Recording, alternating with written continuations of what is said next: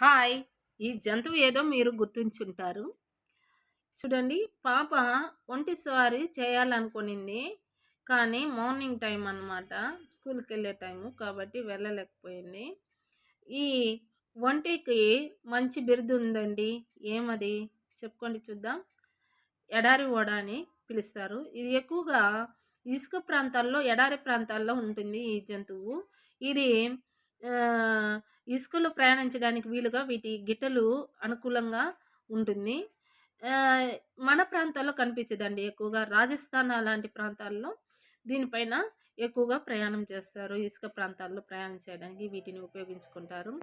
ఇక్కడ చూడండి, స్వారీ చేయడానికి ఎవరైనా స్వారీ చేస్తారా అని అడుగుతూ ఒంటెను టౌన్‌లోకి తీసుకొచ్చేస్తున్నారు. చూడండి, జంతువులు మనకి జీవనోపాధి కోసం, ఇంకా మన రవాణాకు ఎంతగా ఉపయోగపడుతా ఉందో చూడండి. ఆ జంతువుల్ని మనము ఎంత బాగా చూసుకుంటే అవి మనకి అంత లాభాన్ని చేకూరుస్తాయి. కాబట్టి మనం జంతువుల్ని వాటికి కావాల్సిన అవసరాలను మనం తీర్చాల. ఓకే.